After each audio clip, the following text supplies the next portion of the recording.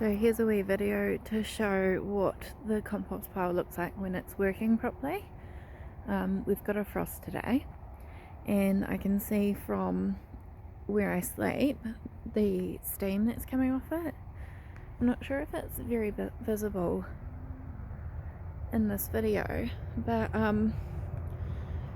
so you can see the frost here and there's a heck of a lot of steam coming off it. It's actually amazing how much is coming off this. So the reason it's important for it to get hot and for it to steam like this is this is what kills the egg cells in the manure, so any of the worm eggs that the horses may have.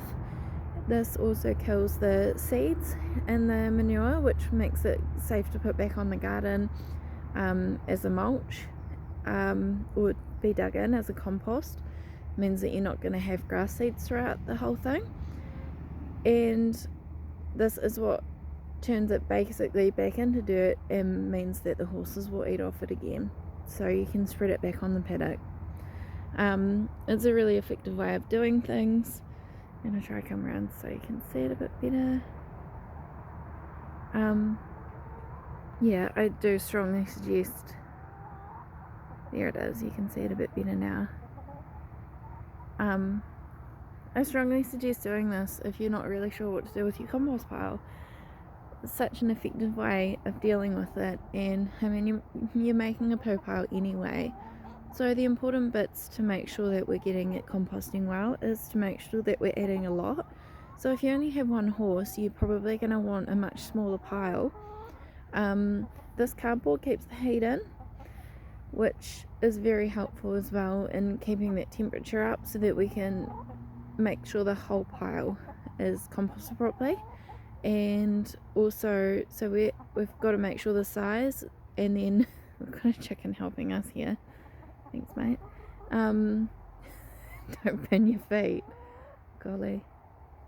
I don't know what she's doing up there, but she's helping. Yeah, I think she's realizing her feet are a bit hot now. And then also making sure we're going up with the compost just to make sure that we've got the bulk to it. It's really important you've got a lot of bulk going on. That's why we're going for a smaller pile if we only have less horses, and that's why we're building it up so high. So you can see this is how high it is at the moment. I'll add a couple more sides before I get it much higher, and then I'll put a piece of wood in there and just drive the wheelbarrow up the wood. Once it's as far as I can get, I finish the full circle, and then I'll chuck it over the top with that hay fork, the pitchfork that I have. It actually broke, so I'm going to go buy another one from Bunnings. They're really well priced, or at least they were last time I saw them. So yeah, hopefully that helps people, inspires people, and gives them a solution to what to do with all the poo, because there is a lot of it. We know that as horse people. And if you can prove to people that you've composted it properly and it's all up to heat and all that, so what you need to do after this is you'd need to turn it over once. So you'd take it all out, buy either shovel or a tractor and put it into another one. By that time it's going to be a lot smaller, so my next one, once this is composted, might fit into maybe a 4 or 5 pallet size. And then you just give it a little bit more of a rest. It will heat up a second time because the stuff around the outside's colder.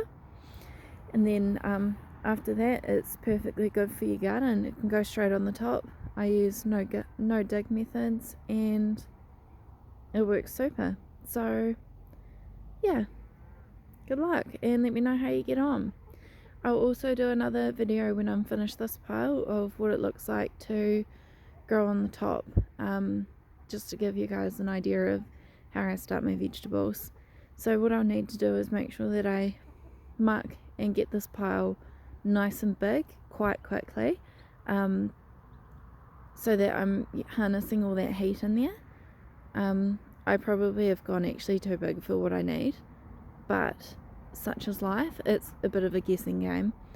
So I'll finish it off. It'll probably take me a few more weeks, and then I'll put a top on it and show you what it looks like when I'm growing veggies in it. Okay, enjoy.